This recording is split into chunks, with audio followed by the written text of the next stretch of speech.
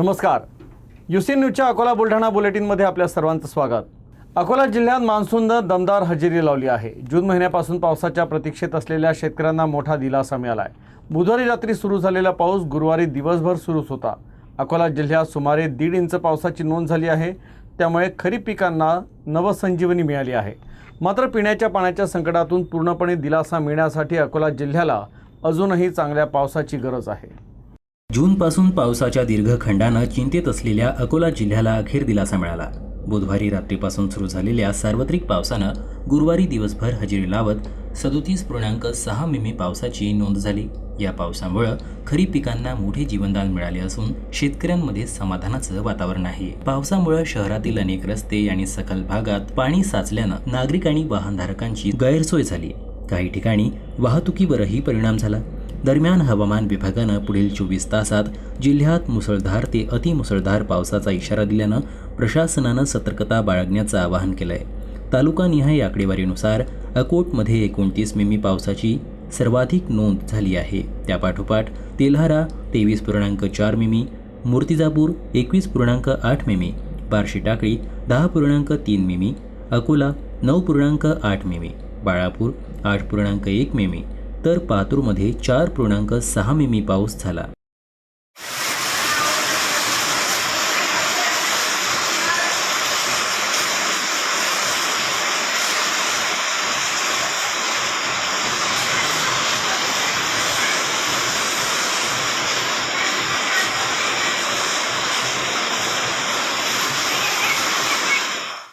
अकोला जिल्ह्यात पोलिसांचं ऑपरेशन प्रहार असामाजिक तत्वांसाठी ताब्यात ठरत चाललं आहे. माना पोलिसांनी जुगाराच्या मोठ्या अड्ड्यावर धाड टाकत तब्बल 14 जणांना अटक केली. या कारवाईत लाखोंचा मुद्देमाल जप्त करण्यात आला. प्राप्त माहितीनुसार 29 जुलै रोजी सायंकाळी माना पोलिसांना गुप्त माहिती मिळाली होती की रामटेक शेत शिवारातील मोठ्या नाल्यात काही जण सार्वजनिक ठिकाणी 52 ताशांच्या पत्त्यांवर पैशाची हारजीत लावून 3 पाणी हा जुगार खेळतायत. या माहितीच्या आधारे ठाणेदार गणेश नावकार यांनी पथकासह घटनास्थळी धाड टाकली. या कारवाई दरम्यान संबंधित इसम जुगार खेळताना आढळून आले. पोलिसांनी आरोपींकडून 9,735 रुपये रोख रक्कम, 1,80,000 रुपयांचे 12 मोबाईल आणि 4,40,000 रुपयांच्या 5 मोटरसायकली असा एकूण 6,29,735 रुपयांचा मुद्देमाल जप्त केला. आरोपीविरुद्ध महाराष्ट्र जुगार प्रतिबंधक अधिनियमांतर्गत गुन्हा दाखल करण्यात आला आहे. वंचित बहुजन आघाडीच्या अंतर्गत संघटनात्मक निवडणुकीला राज्यभरात उत्साहात सुरुवात झाली आहे. अकोल्यासह सर्व जिल्ह्यांमध्ये सदस्यांनी बॅलेट पेपरद्वारे मतदानाचा हक्क बजावला. प्रदेशाध्यक्ष आणि कार्यकारिणी सदस्य पदांसाठी मतदान प्रक्रिया पार पडली. राज्यातील सर्व जिल्ह्यांमध्ये मतदान केंद्रांची व्यवस्था करण्यात आली होती. सकाळी 8 ते सायंकाळी 4 या वेळेत मतदान झालं. प्रदेशाध्यक्ष पदासाठी 3 उमेदवार निवडणुकीच्या रिंगणात आहेत. कार्यकारिणी सदस्य पदासाठी 25 उमेदवार आपलं नशीब आजमावत आहेत. मतपेट्या मुंबई इथे नेऊन मतमोजणी केली जाणार आहे. या निवडणुकीचा अंतिम निकाल 2 ऑगस्ट रोजी जाहीर होणार आहे. वंचित बहुजन आघाडी महाराष्ट्र प्रदेश अध्यक्ष आणि वंचित बहुजन आघाडीचे प्रदेश कार्यकारिणीतले 12 सदस्य याकरिता आज वंचित बहुजन आघाडीचे महाराष्ट्रामधील सर्व जिल्ह्यामध्ये मतदान होत आहे. ॲडव्होकेट बाळासाहेब आंबेडकरांनी या माध्यमातून पक्ष आमचा लोकशाही मार्गाने चालत आहे आणि पक्षाच्या मतदारांना, पक्षाच्या सभासदांना स्वतः आपला अध्यक्ष आणि स्वतः आपलं कार्यकारी संचालक मंडळ या ठिकाणी प्रदेशवर निवडण्याची संधी या ठिकाणी दिली आहे. मतदान हे बॅलेट पद्धतीनं असून आज तुम्ही पाहत असाल की सकाळपासून अकोल्यामध्ये पाऊस असून सुद्धा या ठिकाणी प्रचंड उत्साह मतदारांमध्ये दिसत आहे. बाळापूर शहर आणि तालुक्यात गेल्या 2 दिवसांपासून मुसळधार पाऊस सुरू आहे. त्यामुळे नद्या आणि नाल्यांमधील पाण्याची पातळी वाढली. शहरातील अनेक रस्त्यांवर पाणी साचल्यानं नागरिकांसह विद्यार्थ्यांना अनेक अडचणींचा सामना करावा लागला. गेल्या 24 तासापासून सुरू असलेल्या मुसळधार पावसामुळे बाळापूर शहर आणि तालुक्यात जनजीवन विस्कळीत झालंय. दीर्घकाळ कोरडे असलेल्या नद्या आणि नाल्यांना पुन्हा पाणी आलं असून जलस्तर वाढू लागलाय. शहरातील अनेक प्रमुख रस्त्यांवर पाणी साचल्यानं वाहतुकीवर परिणाम झाला. नागरिक, वाहन चालक आणि शालेय विद्यार्थ्यांना मोठ्या गैरसोयीला समोर जावं लागलं. अनेक पालकांनी मुलांना शाळेत न पाठवण्याचा निर्णय घेतल्यानं विद्यार्थ्यांच्या शिक्षणावरही परिणाम झाला. दरम्यान पावसामुळे शेतकऱ्यांमध्ये समाधानाचं वातावरण असलं तरी सखल भागात पाणी साचण्याची शक्यता व्यक्त केली जात असून प्रशासनानं नागरिकांना नदी नाल्यांपासून दूर राहून आवश्यक ती खबरदारी घेण्याचं आवाहन केलंय.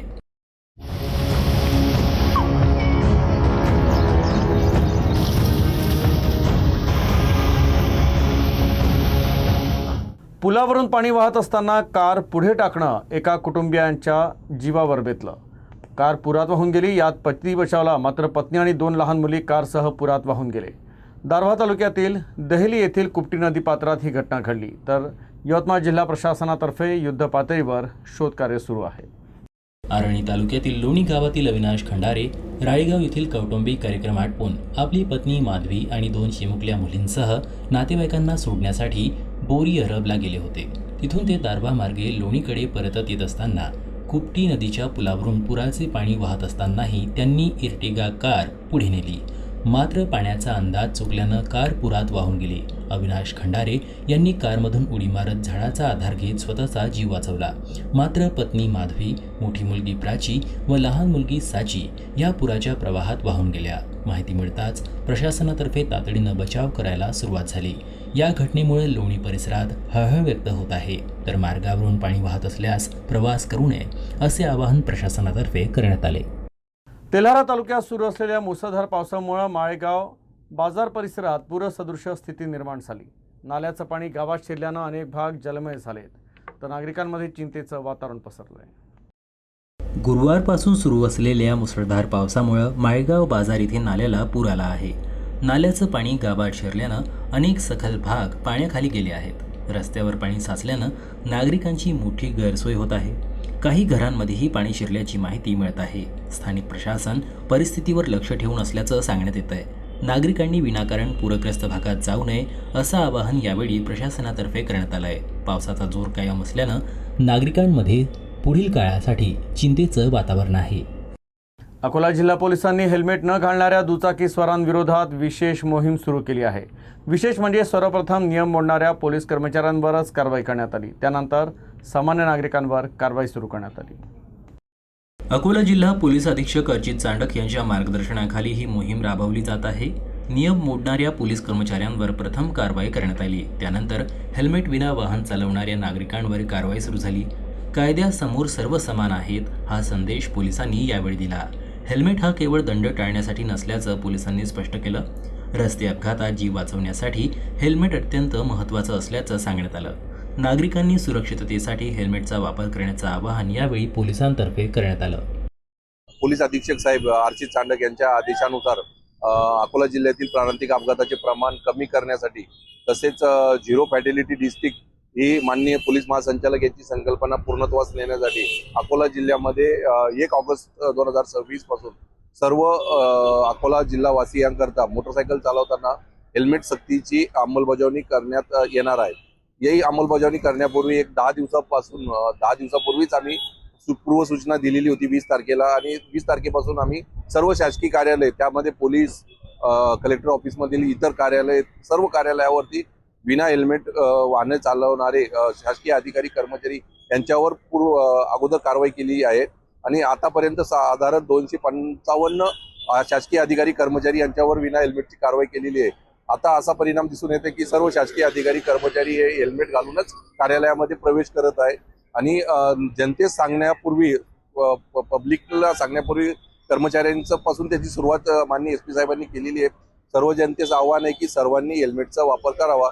1 तारखेपासून जे हेल्मेट वापरणार नाही त्यांच्यावर दंडात्मक कारवाई करण्यात येईल आणि त्यांचे लायसन रद्द करण्यासाठी सुद्धा प्रस्ताव सादर केले जातील.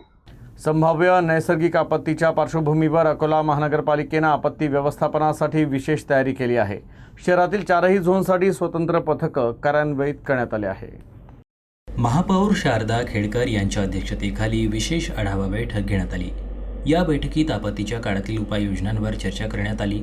त्यानुसार पूर्व, पश्चिम, उत्तर आणि दक्षिण झोनसाठी स्वतंत्र पथके तयार करण्यात आली आहेत. प्रत्येक पथकात संबंधित अधिकारी आणि कर्मचाऱ्यांची नियुक्ती करण्यात आली आहे. त्यांचे संपर्क क्रमांक महानगरपालिकेच्या संकेतस्थळावर उपलब्ध करून देण्यात आले आहेत.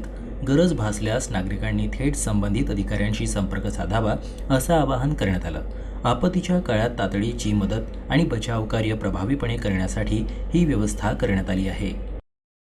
अकोला शहरामध्ये पाण्याची परिस्थिती पाहता अकोला महापालिकेने 4ही झोनमध्ये पथकाचे गठन केले आहे व लोकांना इमर्जन्सीसाठी फायर ब्रिगेडचे 2 नंबर आणि एक महापालिकेचा टोल फ्री क्रमांक हा जाहीर केलेला आहे. या नंबरवर कोणी कोणती आपत्ती झाल्यास त्यांच्यासाठी संपर्क करावा.